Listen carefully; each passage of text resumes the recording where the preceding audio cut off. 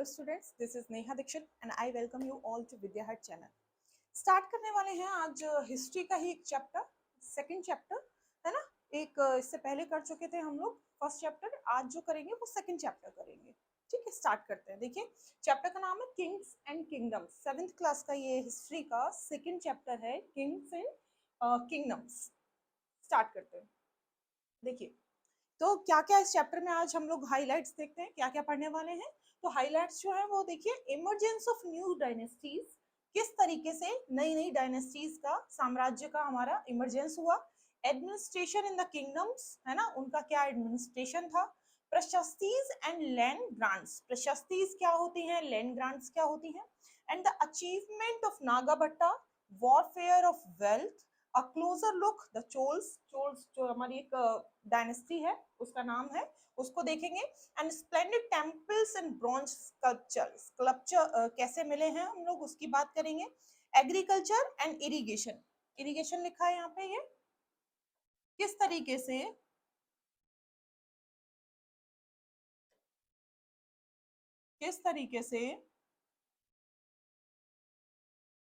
है ना, इरिगेशन उस टाइम पे था।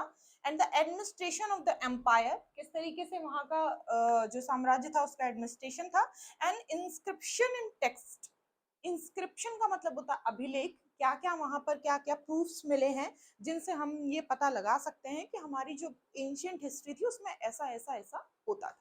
ठीक है, तो इस तरीके से हम अपना कवर अप करेंगे सारी चीजों को। देखिए, सबसे फर्स्ट स्लाइड है हमारी, ये एक नक्शा बनाया हुआ है मैंने, मैप बनाया हुआ है, इसके थ्रू समझने की कोशिश करते हैं। Many new dynasties emerged after the 7th century. Map shows the major ruling dynasties in different part of the subcontinent between the 7th and the 12th century. पहले तो सबसे पहले सेंचुरीज कैसे याद करते हैं, कैसे पता करते हैं कि कौन सी वाली चल रही है, ये समझने की कोशिश करते हैं हम लोग। ठीक है, तो आज की डेट की अगर हम बात करें तो भाई कौन सी सेंचुरी आज की डेट में चल रही है, सबको पता है कि हम लोग किस सेंचुरी में रहते हैं, किस सेंचुरी में जी रहे हैं। तो हम लोग 21st सेंचुरी में जी रहे हैं। अगर हम सन के हिसाब से चलें तो सन जो है वो 2000 के बाद वाले चल रहे हैं, यानी 2001, 2002, 2003, 2004, 5, है ना, और अभी सोन मतलब 24। तो कहने का मतलब है कि 21वीं सेंचुरी, यानी हमने 2000 पूरे कर लिए, अब हम 2000 के बाद वाली सेंचुरी में अपना हमने टर्न लिया है। तो जो 2000 के बाद वाली सेंचुरी है वो क्या कहलाई, 21वीं सेंचुरी। यानी 2000 वाली की अगर हम बात करें, जब हम 1900 से 2000 के बीच का जो टाइम पीरियड जी रहे थे, उस सेंचुरी को हमने नाम दिया 20वीं शताब्दी, यानी 20वीं सदी चल रही है। ठीक है, और जस्ट इससे पहले हम लोग 1800 से जो 19वीं चल रही थी उसको हमने नाम दिया 1900 शताब्दी, 19वीं शताब्दी। तो इस तरीके से हमारा जो शताब्दी का ट्रेंड चलता है वो है। तो अगर हम यहाँ की बात करें अपने चैप्टर की, तो देखो यहाँ पे क्या लिखा है बच्चा, 7th सेंचुरी लिखा है, 7th सेंचुरी। इसका मतलब है यानी कि वो, यानी 6000 से पार कर चुका था 7000। ठीक है, यानी कि 6 से 7 वाला बीच का पीरियड चल रहा था, उन्होंने नाम दिया 7th सेंचुरी। अब अगर हम बात करें 7th और 12th सेंचुरी की, तो फिर 7th सेंचुरी यानी 700 के बाद वाला, है ना, 700, 7001, 7002, 7003, और 12th सेंचुरी से यानी 12000 से पहले वाला पीरियड जो था उसकी इन्होंने बात की है। तो सेंचुरीज हमेशा याद रखिएगा, जैसे अगर हम इस चैप्टर में अभी बार बार डेट्स को भी पढ़ेंगे, सेंचुरीज को भी पढ़ेंगे, तो आपको पता होना चाहिए कि सेंचुरी कहाँ से शुरू हुई और कहाँ पे खत्म हुई। ठीक है, अगर मैं 8वीं सदी का नाम लेती हूँ तो इसका मतलब 700 से 800 के बीच की बात चल रही है। अगर मैं 17वीं शताब्दी की बात कर रही हूँ, 17वीं सदी की बात कर रही हूँ, तो इसका मतलब 1600 से 1700 के बीच की पीरियड चल रहा है। समझ में आया सदी का टॉपिक सबको, शताब्दी और सदियां कैसे हमारी काउंटेड होती हैं, काउंट की जाती हैं। ठीक है, तो इस हिसाब से हम लोग अपने, अब आ जाइए आप लोग मैप पे। देखिए मैप पे आ जाइए, कह रहे हैं कि many new dynasties emerge after the 7th century, यानी 7th सेंचुरी के बाद में बहुत सारी डायनेस्टीज, बहुत सारी डायनेस्टीज का मतलब यहाँ पे वंश से है, जो वंश जिस जगह पर राज करता है वो उस वंश की डायनेस्टी कहलाती है, ठीक है।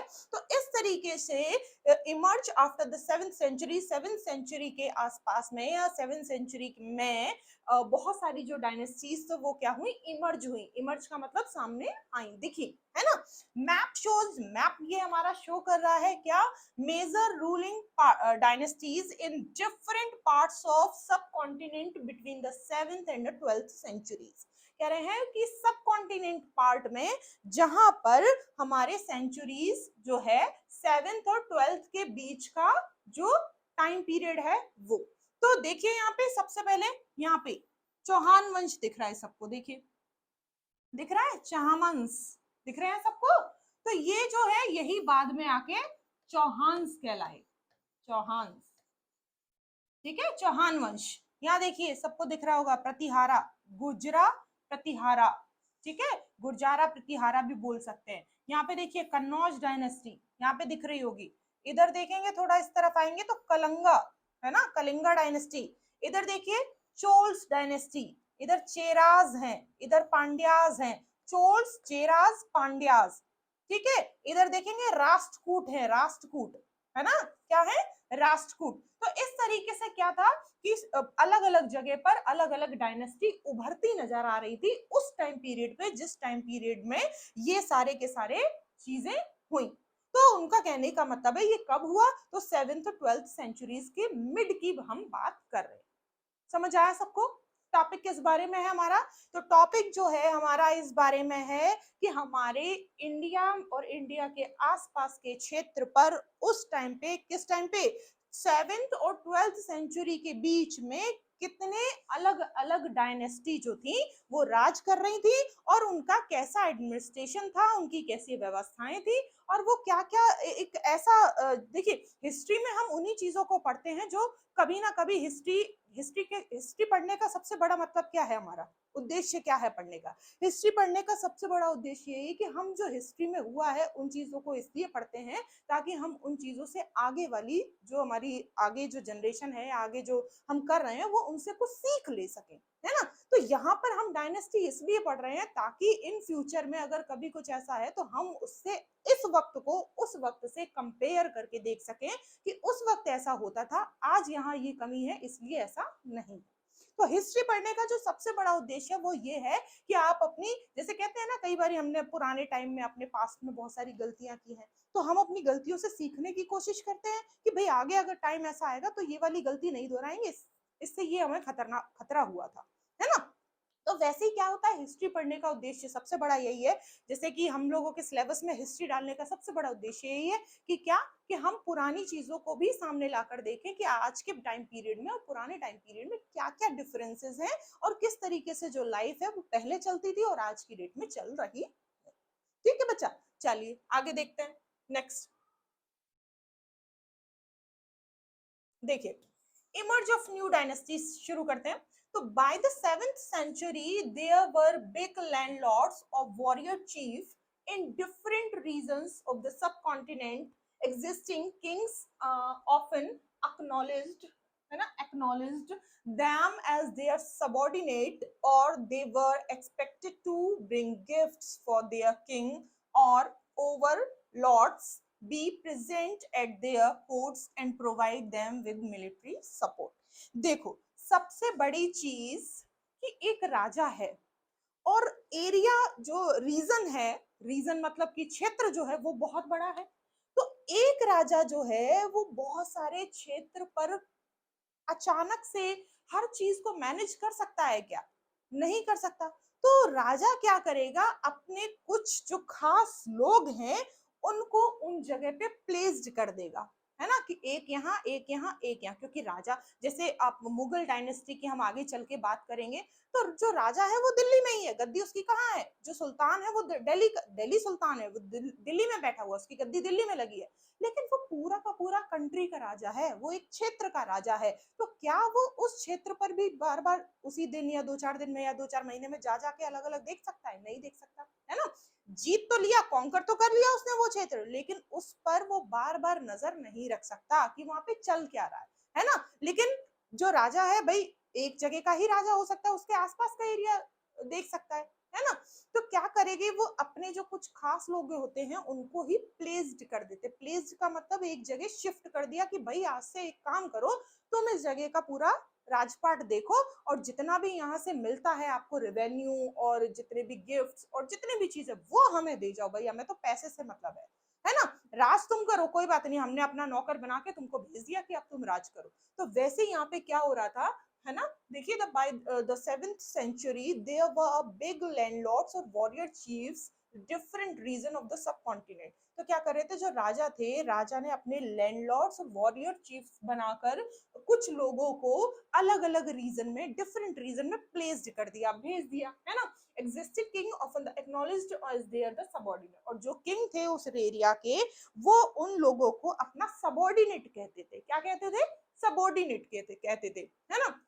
और they were expected to bring gift for their kings to और ओवर लॉर्ड्स। कहने का मतलब है कि वो हमने आपको प्लेस तो कर दिया कि आप इस जगह पे रहोगे और इस जगह का रेवेन्यू कलेक्शन करोगे, लेकिन वो रेवेन्यू कलेक्ट करके दोगे किसे? तो वो एज ए गिफ्ट हमें भी दे जाओ भाई, अपने पास ही मत रखो, अपने आप को राजा मत समझो, हमें दे जाओ, है ना। तो यहाँ पे देखिए उन्होंने कहा कि be present at there court in the provide with them with military. और राजा का कहना ये भी था कि भाई चलो ठीक है, आप उस जगह पे प्लेस हो जाओ, आप उस जगह पे रेवेन्यू कलेक्शन करो, आप उस जगह पे टैक्स वसूलो, आप राजा बनो, आप कुछ भी करो वहां पे। लेकिन फाइनली जब कभी भी राजा को आर्मी या लोगों की जरूरत होगी, तो आप उस क्षेत्र की आर्मी, उस क्षेत्र के लोग लेकर कहाँ आ जाओगे? राजा के पास आ जाओगे। तो फाइनली जो राजा चाहता था वो गिफ्ट चाहता था, यानी कि वहां का रेवेन्यू कलेक्शन चाहता था। पैसे से ही गिफ्ट आएगा, ऐसे तो नहीं कि किसी की भी, है ना, जगह पे चोरी कर लो और गिफ्ट दे दो जाके। तो पैसा जो रेवेन्यू कलेक्शन था वो उसको एज ए गिफ्ट चाहिए होता था। एंड सेकंड चीज, आपका लेबर उसको चाहिए था। लेबर मतलब जैसे आज की डेट में श्रम ही माना जाएगा ना, अगर मैं आपके लिए काम करती हूँ या कोई आपके लिए काम करता है तो वो श्रम है ना। मैं आपको पढ़ा रही हूँ, ये भी लेबर है, एक तरह से श्रम है, काम है। तो वैसे ही उसको जब आर्मी की जरूरत पड़ती थी तो वो चाहता था कि वो जो लोग मैंने अलग अलग जगह पे प्लेस किए हैं वो क्या करें, मेरा सपोर्ट, मेरी आर्मी बने, है ना। देखिए, तो as samanta gain power and wealth, देखिए इन्होंने वर्ड जो नाम दिया कि जैसे अलग अलग लोगों को, खास लोगों को प्लेस कर दिया, तो उन लोगों को उन्होंने नाम क्या दिया? उन लोगों को उन्होंने नाम दिया सामंत। क्या नाम दिया? सामंत। कि भाई एक छोटा सा राज्य तुम ले लो, एक छोटा सा राज्य तुम ले लो, और एक छोटा सा राज्य तुम ले लो, और तीनों लोग आपस में लड़ो भिड़ो मत, अपना अपना राज्य देखो, और हमने तुमको तीनों को नाम दिया, तुम इस जगह के सामंत हो, तुम इस जगह के सामंत हो, और तुम इस जगह के सामंत हो, तो सामंत नाम दिया, है ना। उसके बाद तो जो उनके पास क्या होने लगा, वहां से उनके पास पैसा भी आने लगा और वेल्थ भी आने लगा। देखो, जो पावर और पैसा है वो दोनों सीसो होते हैं। सीसो का मतलब ऐसे कि एक ऊपर जाएगा तो दूसरा भी ऑटोमेटिकली ऊपर जाएगा। कैसे? कि अगर आपके पास पैसा आ रहा है तो पावर भी आएगी, और अगर यहाँ पे देखें कि पावर आ रही है तो ऑटोमेटिकली पैसा आना शुरू हो जाएगा। तो आपके पास दोनों चीजें आती हैं, पैसा और पावर। ठीक है, आगे देखिए। हाँ, कुछ लोगों ने क्या किया भाई, हमने तो नाम दिया कि भाई आज से तुम हमारे सामंत हो, राजा ने नाम दिया कि भाई तुम हमारे सामंत हो, लेकिन क्या हुआ कि कुछ लोगों ने उन्हें अपने आप को सामंत की जगह महासामंत कहना शुरू कर दिया। यहाँ पे देखिए, ये पॉइंट वर्ड लिखा हुआ है महासामंत। देखिए, महासामंत कहना शुरू कर दिया। कुछ लोगों ने अपने आप को मंडलेश्वर कहना शुरू कर दिया। The great lord of the circle of a region, मतलब कि बहुत बड़ा आदमी एक सर्किल का, एक रीजन का, एक क्षेत्र का। तो मतलब राजा ने उन्हें नाम दिया कि चलो भाई तुम सामंत हो, है ना। इनके हाथ में जैसे ही, सामंत लोगों के हाथ में जैसे ही पावर आई, जैसे ही पैसा आया, जैसे ही सुख समृद्धि आई, ये पगला गए, है ना। और पगलाने के बाद इन्होंने अपने आप को बहुत बड़ी बड़ी उपाधियां देना शुरू कर दिया कि मैं महामंडलेश्वर हूँ, है ना। और क्या बोलना शुरू कर दिया कि मैं महासामंत हूँ, है ना। इस तरीके से मैं लॉर्ड हूँ, मतलब एक तरह से ग्रेट हूँ, महान हूँ। तो ये लोग पावर के चलते क्या हुए, थोड़ा सा, हाँ, जोश में आ गए, है ना। And so on, sometimes they asserted their independence from their overlords. देखो, कुछ लोगों ने तो भाई इस तरीके के अपने आप को बड़ा बड़ा महिमा मंडन करना शुरू कर दिया।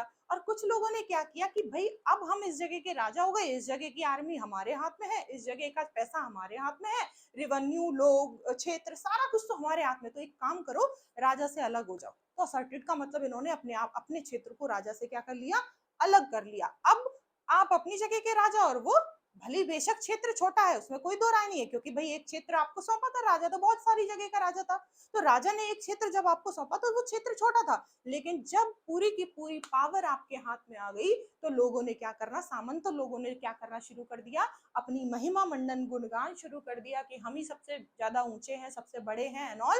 एंड क्या किया, सबसे लास्ट में उस क्षेत्र को एक तरीके से राजा के क्षेत्र से पूरा अलग कर लिया। ठीक है, बस हम ही किंग बन गए, इस तरीके से उनकी सोच में परिवर्तन आया। आगे देखिए, one such instant was that the of the Rashtrakoot in the Rashtrakutas in the Deccan। देखो क्या है, दक्षिण की अगर हम बात करें, फिर से अगेन मैप लाते हैं, चलो इसको पूरा पढ़ लेते हैं फिर मैप में देखेंगे। ठीक है, तो देखिए, initially they were subordinate to the Chalukya of Karnataka in the mid 18th century. Dantidurga Rashtrakuta chief, जो दंती दुर्गा एक नाम है ना, दंती दुर्गा जो है वो नाम है, किसका नाम है, और राष्ट्रकूटा चीफ, राष्ट्रकूटा जो है वो एक डायनेस्टी का नाम है। राष्ट्रकूटा क्या है, एक डायनेस्टी है, ये जो है वो डायनेस्टी है, और ये जो है वो किंग का नाम है, दंती दुर्गा। ठीक है, और यहाँ पे देखिए कर्नाटका, भाई जगह का नाम है, आप सबको पता होना चाहिए, है ना। Overthrew the Chalukya overlord and performed a ritual called Hiranyagarbha, literally the golden bomb.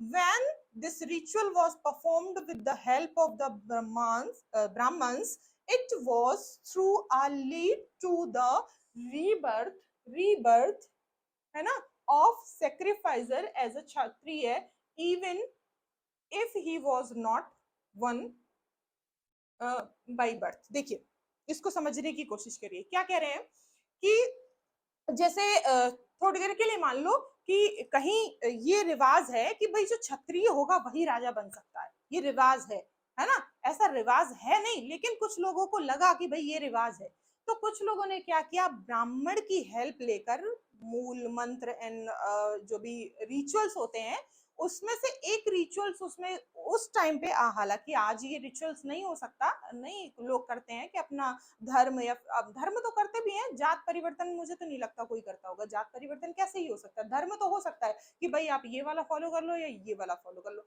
जात परिवर्तन कैसे हो सकता है ना। तो उस टाइम की अगर हम बात करें तो कुछ लोग जो थे उन्होंने अपने, वो क्षत्रिय नहीं थे लेकिन उन्होंने अपने आप को क्षत्रिय बना लिया। क्यों? क्योंकि उनको ऐसा लगता था, उस टाइम की प्रथा हो सकती है ये हो या उस टाइम पे ऐसा हो कि जो क्षत्रिय है वही राजा बनेगा। तो यहाँ पे देखो वो बोल रहे हैं कि एक रिचुअल होता है जिसको कहा जाता था हिरण्यगर्भा, है ना। क्या क्या रिचुअल का नाम है ना। रिचुअल का मतलब जैसे कोई पूजा, है ना, कोई ऐसा, जैसे अभी अभी हम बोल देते हैं कि हमने महामृत्युंजय जाप करवाया, है ना, तो उससे ऐसा नहीं है कि वो किसी जात परिवर्तन के लिए किया, वो किसी और चीज के लिए है। तो सेम चीज उन्होंने एक रिचुअल करवाया, एक पूजा रखवाई जिसका नाम रखा हिरण्यगर्भा, है ना। तो उसका मतलब एक तरह से ये है कि वो जो एक जो जात है आपकी, जो पैदा होकर आप जो आए हो, जो जिस जात के बन के आए, जिस कास्ट के बन के आए हो, वो आपकी चेंज हो गई, आज से आप क्षत्रिय हो। तो इस तरीके से उन्होंने क्या किया, ब्राह्मण्स की हेल्प लेकर उन्होंने एक रिचुअल परफॉर्म किया जिसकी वजह से उन्हें रीबर्थ मिला। और रीबर्थ कैसे मिला? क्षत्रिय के रूप में, है ना। रीबर्थ ऐसे नहीं कि मर के दोबारा से वापस आए, वो वाला रीबर्थ नहीं है यहाँ पे। यहाँ पर एक पूजा के दौरान पूजा करवाकर, कुछ यज्ञ करवाकर, कुछ मंत्रों का जाप करवाकर, हवन वगैरह करवाकर उन्होंने अपनी जात को, अपनी कास्ट को परिवर्तित किया, ठीक है, ब्राह्मण की हेल्प से। तो देखो यहाँ पे ये शो क्या करना चाहते हैं, ये शो ये करना चाहते हैं कि जो राजा बनने के लिए जो चीज उस टाइम पे जरूरी थी वो इन्होंने एक तरह से अपने आप को क्षत्रिय बना लिया। ये थे नहीं लेकिन इन्होंने अपने आप को बना लिया। कैसे बना लिया? थ्रू अ रिचुअल, है ना। कौन सा रिचुअल? यहाँ पे देखिए नाम लिखा हिरण्यगर्भा। आपको पूछा जाए कि भाई जो दंती दुर्गा राजा था, जो राष्ट्रकूटा चीफ था, राष्ट्रकूटा डायनेस्टी का जो राजा था, उसने कौन से रिचुअल के जरिए से अपना रीबर्थ क्षत्रिय करवाया, मतलब जो कास्ट थी अपनी क्षत्रिय करवा ली, रीबर्थ हो गया उसका, है ना। तो आप बता सकते हैं कौन सा रिचुअल, हिरण्यगर्भा। और उल्टा जस्ट पूछ सकते हैं आपको कि भाई कौन सा राजा था जिसने कौन सा राजा राष्ट्रकूटा डायनेस्टी का कौन सा राजा ऐसा था जिसने हिरण्यगर्भा जो था वो करवाया क्षत्रिय बनने के लिए, तो आप बता सकते हैं दंती दुर्गा। दोनों तरफ से ये क्वेश्चन पूछा जा सकता है, ठीक है, 1 मार्क का क्वेश्चन हो सकता है आपका। आगे देखिए, in other cases men from enterprising families used their military skills to carve out kingdoms. For instance, the Kadamba Mayur Sharman and the Gurjara Pratihara Harichandra were Brahmins who gave up their traditional professions and took to arms, successfully established kingdom in Karnataka and Rajasthan respectively. देखो क्या कह रहे हैं कि कुछ लोगों ने ऐसा करवाया, जो हमने अभी पुराना इंसिडेंट देखा कि जो हमारे दंती दुर्गा राजा थे राष्ट्रकूटा डायनेस्टी के, उन्होंने क्या किया कि एक रिचुअल के जरिए अपना जात को परिवर्तित कर लिया, वो क्षत्रिय बन गए। कह रहे हैं कि ये कुछ ऐसा जरूरी नहीं था, ऐसा ऐसा नहीं था कि भाई जो ब्राह्मण्स होते हैं वो राजा नहीं बन सकते, ऐसा कहीं नहीं लिखा था उस टाइम पे। लेकिन हो सकता है उन्होंने किसी भी रीजन से करवाया हो, लेकिन ये भी इस चीज से ये भी साबित होता है कि ऐसा भी कहीं नहीं था कि कौन कुछ मतलब दूसरी, अगर क्षत्रिय कोई नहीं है तो वो राजा नहीं बन सकता, ऐसा भी कहीं नहीं था। क्यों? क्योंकि उसका एग्जाम्पल ये दिया है इन्होंने। देखो यहाँ पे क्या लिखा है कि देखो जो हमारी मयूर शर्मा थे, मयूर शर्मन, यहाँ पे देखिए, है ना, कौन सी डायनेस्टी के राजा थे ये? कदम्बा डायनेस्टी, डायनेस्टी का नाम है कदम्बा, और राजा का किंग का क्या नाम है? मयूर शर्मन, है ना। फिर वैसे ही हम बात करें, यहाँ पे देखो गुर्जरा प्रतिहारा, ये क्या है? ये है डायनेस्टी, है ना। और इसके जो राजा हैं उसका नाम क्या है? हरिचंद्रा, ये किंग है। देखो जहां पे डी लिखा है वो डायनेस्टी का नाम है, जहां पे के लिखा है वो किंग का नाम है। तो हमेशा याद रखना, कदम्बा डायनेस्टी का कौन राजा था? मयूर शर्मन। और गुर्जरा प्रतिहारा डायनेस्टी का कौन राजा था? हरिचंद्र। अब वो कह रहे हैं कि ये जो थे, जब ये राजा बने, जब इन्होंने अपनी डायनेस्टी को स्टेब्लिश किया, स्थापित किया, तो ये तो ब्राह्मण्स थे, इनको जरूरी नहीं था कि ये क्षत्रिय थे इस वजह से राजा बने, है ना। तो इस तरीके से वो एक अलग जो इंसिडेंट मिलता है कि भाई हिरण्यगर्भा करवा के क्षत्रिय बन गए, वो अलग इंसिडेंट है। लेकिन उस इंसिडेंट को पढ़ने के बाद ये साबित नहीं होता कि सिर्फ यही रूल था क्षत्रिय बनने का, कि भाई राजा नहीं बन सकते। क्यों? क्योंकि और भी दूसरे एग्जाम्पल्स ऐसे हैं जो ये कह रहे हैं कि ब्राह्मण्स भी क्या बन सकते थे? किंग बन सकते थे, है ना। देखिए, and their traditional professions and took to arms, उन्होंने अपना ट्रेडिशनल, देखो क्योंकि ब्राह्मण्स है ना, और जो ब्राह्मण्स होते हैं भाई उनका तो काम था नहीं, अगर हम एंशिएंट हिस्ट्री पढ़े तो भाई क्षत्रिय का काम था शस्त्र उठाना, है ना, लड़ना, है ना, ये सब करना किसका काम था? क्षत्रिय का काम था। लेकिन ब्राह्मण जो आते थे वो पूजा पाठ करते थे, संस्कृत वगैरह पढ़ाते थे, as a teacher, as a mentor वगैरह, है ना। तो वो कह रहे हैं कि अपना उन्होंने जो प्रोफेशन था वो छोड़ दिया, गिव अप कर दिया। देखिए यहाँ पे लिखा, who give up there traditional professions, अपने जो ट्रेडिशनल प्रोफेशंस थे वो उन्होंने गिव अप कर दिए, एंड took to arms, और क्या उठा लिए? हथियार उठा लिए, and successfully establish kingdoms in Karnataka and Rajasthan respectively. देखो अगर हम कदम्बा डायनेस्टी की बात करें तो ये कहां पे बनी? कर्नाटका में। अगर हम गुर्जरा प्रतिहारा डायनेस्टी की बात करें तो ये कहां पे बनी? राजस्थान में। क्योंकि रेस्पेक्टिवली लिखा है तो पहले वाला पहले वाले पे जाएगा एंड सेकंड वाला सेकंड वाले पे जाएगा। रिस्पेक्टिवली का मतलब ये होता है कि भाई पहले जो हमने बात की है उससे ये पहला वाला है, एंड जो दूसरी जो हमने सेंटेंस में बात की है उसमें दूसरा वाला है। तो हम कह सकते हैं जो मयूर शर्मन थे वो उन्होंने कर्नाटका डायनेस्टी को बसाया, किंगडम को बसाया, और जो हमारे हरिचंद्र थे उन्होंने राजस्थान में जो गुर्जरा प्रतिहारा डायनेस्टी थी उसको बसाया। ठीक है, यानी कि किंग और किंगडम्स, हमारा चैप्टर क्या है? Kings and kingdoms. तो कौन कौन से किंग थे, किस किसने कौन सा किंगडम एस्टेब्लिश किया, यही तो चैप्टर है सारा। ठीक है, तो आई होप ये समझ में आ रहा होगा आपको। थोड़ा सा टफ है, 2-4 बार आप देखेंगे तो प्रॉपर आपको क्लियर होती जाएंगी चीजें, है ना, 1 by 1 क्लियर होती जाएंगी, कंफर्म है। आगे ये देखिए, administration in the kingdoms. Many of these new kings adopted high sounding titles such as Maharaja Dhiraj, Great King, Overlord of Kings, है ना, त्रिभुवना चक्रवर्ती, है ना, Lord of the three world and so on. देखो, मैंने अभी जस्ट थोड़ी देर पहले ही आपको बताया है कि जब सक्सेस मिलती है तो किसी के, सबकी बात नहीं कर रही हूँ, किसी किसी के दिमाग पे चढ़ के बोलने लगती है जब सक्सेस मिलती है ना। तो वैसे कुछ इन राजाओं का हाल था कि जब उनको लगा कि भाई हम तो किंग बन गए, यानी कि हम में जरूर कोई बात थी, हम कहीं वैसे नहीं कि हमने मेहनत की, हमने कुछ सफलता की, ये सफलता मिली तो वो किसी और की हेल्प से मिली, ऐसा कुछ नहीं। अपने आप को सर्वोपरि माना उन्होंने, और सर्वोपरि मानने के बाद जब सफलता सिर पर चढ़कर बोलती है तो लोग क्या करते हैं, अजीबोगरीब हरकतें करने लगते हैं। तो वो अजीबोगरीब हरकतें भी इन्होंने की, कैसे कि अपने आप को भाई इतने बड़े बड़े हाई टाइटल दिए इन्होंने, कैसे कैसे देखिए। एक ने बोला कि भाई हम जो है वो महाराजा धीराज है, हमारी आज से उपाधि, हम सामंत नहीं है, हम क्या है, महाराजा धीराज। इतना हैवी वर्ड है ना, बहुत हैवी वर्ड उन्होंने अपने लिए इस्तेमाल किया ताकि जो लोग हों वो क्या हो, उनसे इंप्रेस हो। ठीक है, एक जो राजा था उसने अपने आप को ग्रेट किंग बोला, महाराजा धीराज का मतलब है ग्रेट किंग। दूसरा था उसने बोला त्रिभुवना चक्रवर्ती, उसने कहा कि हम 3 लोकों के राजा हैं, है ना, स्वामी है, 3 लोकों के स्वामी। इतना हैवी वर्ड अपने लिए इस्तेमाल किया। और एक और दूसरा था, उन्होंने कहा सॉरी हाँ, एंड सो ऑन। अच्छा, इसका मैं भूल गई, सॉरी, त्रिभुवना चक्रवर्ती, इसका नाम है 3 लोकों के राजा, है ना, इस तरीके से सो ऑन, और बहुत सारी और भी अलग अलग टाइटल दिए गए, है ना। They often shared power with their samantas as well as with association of peasants, traders and Brahmans. देखो, अब एक बात बताओ कि कोई भी राजा है, अगर अपनी आर्मी रखेगा, अपने आसपास में सेना के लोग रखेगा, और अपने आसपास में जैसे एडमिनिस्ट्रेशन बनाएगा, तभी तो वो राजा कहलाएगा। राजा कैसे बनते हैं, राजा बनने के लिए सिर्फ ऐसी थोड़ी कि गद्दी पे आकर बैठ जाओ, भाई थ्रोन पे, अब सिंहासन पे बैठे हो और बस राजा बन गए। अपने आसपास भी लोग चाहिए, है ना, और उन लोगों का जैसे कुछ आर्मी है या कुछ भी है, एडमिनिस्ट्रेशन का काम है, उसको संभालने के लिए पैसा भी चाहिए, है ना। तो वो पैसा आएगा कहाँ से, जैसे आज की डेट का एग्जाम्पल ले ले, तो जो आज सरकार है, आज टैक्स वसूलती है ना आम इंसान से, जब वो टैक्स वसूलती है तब जो अपनी आर्मी है उनको पैसा देती है। तो सेम चीज वहां पे थी कि जो लोग थे उनसे ही टैक्स वसूला जाता था, उनसे ही रेवेन्यू लिया जाता था, और क्या किया जाता था, अपने एडमिनिस्ट्रेशन पर खर्चा किया जाता था, अपनी आर्मी पर खर्चा किया जाता था। तो राजा जो है वो कभी भी अकेले राजा नहीं, वो सबकी हेल्प से ही राजा बनता है। तो यहाँ पे देखिए उसने एसोसिएशंस किया, एसोसिएशन का मतलब एक तरह से संगठन बनाया, किस किस का, पीसेंट्स का, ट्रेडर्स का एंड ब्राह्मण्स का। तो जो ब्राह्मण्स का काम था, ब्राह्मण्स करते थे, कुछ उनकी हेल्प करते थे, है ना, पूजा पाठ एंड ऑल, और मंदिरों की देख रेख, मंदिरों से रेवेन्यू कलेक्शन का काम और उनको देना।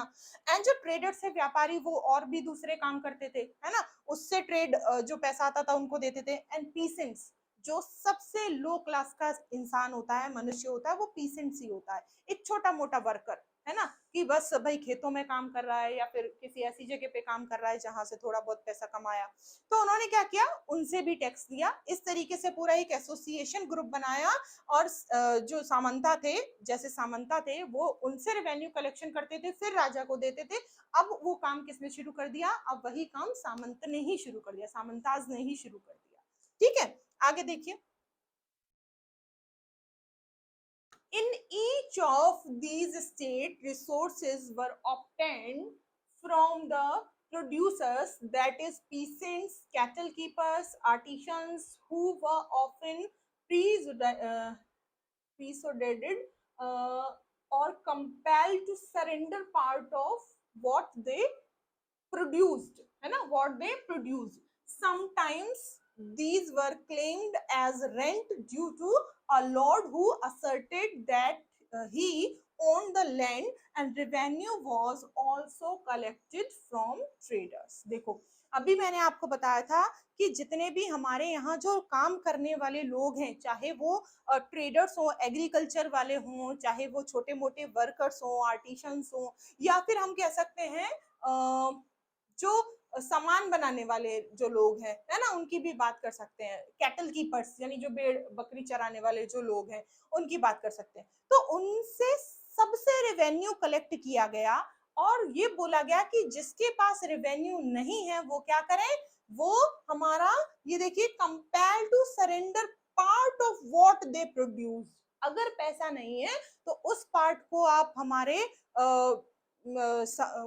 क्या करिए, एक तरह से सरेंडर करिए, हमारे पास हमें दीजिए, जो आप जिस जगह पे आप काम कर रहे हैं, जैसे एग्रीकल्चर लैंड है, ठीक है, तो एग्रीकल्चर लैंड पे ऐसे मान लीजिए किसी के पास इतना खेत था, इतना एग्रीकल्चर लैंड था जिसको 4 बोरे गेहूं मिले हैं, ठीक है, तो उन्होंने कहा भाई इसमें से 2 बोरे हमें चाहिए, ठीक है, यानी कि पैसे नहीं मांग रहा है वो, रेवेन्यू कलेक्शन में क्या मांग रहा है, आपका वो पार्ट मांग रहा है जिस पर आपने क्या किया, जिस पर आपने अपना काम किया। तो एक तरह से वो चीजों को भी उन्होंने जोर डाला कि जहां पर लोग प्रोड्यूस कर रहे हैं कुछ चीजों को, अनाज को या कोई दूसरी चीजों को, उनका जो पार्ट था वो भी सरेंडर करा लिया, ठीक है, इस तरीके से जो रेवेन्यू था वो कलेक्ट होने लगा।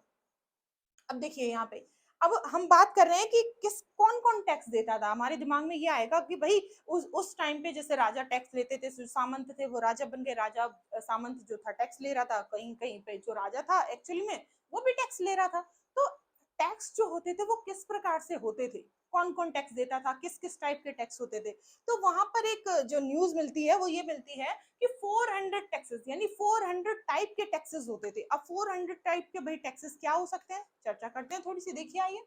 The inscription of the Cholas who ruled in Tamil Nadu refer to more than 400 terms of different kind of taxes। कह रहे हैं कि जो चोलास डायनेस्टी है जो कि तमिलनाडु में हमें मिली है, मतलब तमिलनाडु में थी, उसमें से कुछ अभिलेख मिले हैं, कुछ इंस्क्रिप्शंस मिले हैं, कुछ ऐसे चीजें मिली हैं जिन पर ये लिखा हुआ मिला है कि उस टाइम पे लगभग लगभग 400 प्रकार के टैक्सेस वसूले जाते थे, ठीक है। अब वो क्या मतलब 400 टाइप के तो बुक में नहीं लिख सकते भाई, इतना ज्यादा तो वो लेंदी हो जाएगा बहुत सारा, है ना, तो उन्होंने कुछ इसमें से मेन मेन बताया कि किस तरीके से होते थे। देखिए, different kind of taxes, the most frequently mentioned tax is vetti, taken not in cash but in the form of forced labor। देखो, उन्होंने कहा कि एक टैक्स होता था जिसका नाम था वेट्टी, वेट्टी, है ना, तो उन्होंने कहा वेट्टी जो टैक्स था वो क्या था कि जैसे लोग हैं बहुत सारे, है ना, तो जो लोग हैं वो हमारे लिए काम कर रहे हैं, वो ऐसे जैसे हमने उनको बोला कि भाई जाओ, हफ्ता वसूली सबने सुना है वर्ड, हफ्ता वसूली, जैसे जो बहुत सड़क के किनारे जो लेबर काम कर रहा है, ठेला लगा रहा है या कुछ और दूसरा काम कर रहा है ना, सड़क के किनारे बस पुलिस वाले गए, या फिर वो तो मतलब एक इलीगल काम है, लेकिन मैं एक जस्ट एग्जाम्पल आपको दे रही हूँ, उन्होंने कहा कि चल 200 तू निकाल, चल 500 तू निकाल, ऐसे बोला सबको और सबसे वो लेकर आ गए। तो वैसे ही उन्होंने क्या किया कि जो लोगों के पास पैसा नहीं था उनको क्या करवाते थे, जैसे उनमें से किसी के पास पैसा नहीं निकला कि भाई मैं मेरी तो आज कोई कमाई नहीं हुई या महीने भर से कोई कमाई नहीं हो रही, मैं तो बस इतना ही से इतना मिलता है, खर्च हो जाता है, तो उसको पकड़ लाए और भाई अपने जो जहाँ पे अब हमारा जगह है वहां पे जाके हमने उससे एज ए लेबर काम करवाया कि भाई तू एक काम कर, तू हमारे सुबह शाम के बर्तन धो के जा अगर तेरे पास पैसे नहीं है तो, ठीक है। तो इस तरीके से हमने उसको एज ए रेवेन्यू हमने उससे क्या लिया, हमने उससे लेबर लिया, हमने उससे श्रम लिया। तो वो कह रहे हैं इज नॉट इन कैश, ये जो व्यक्ति था वो कैश में नहीं लिया जाता था, वो क्या करते थे, but in the form of force labour. Force labour का मतलब है किसी से जबरदस्ती काम करवाना, फोर्स लेबर का क्या मतलब है, किसी से भी जबरदस्ती काम करवाना, ठीक है।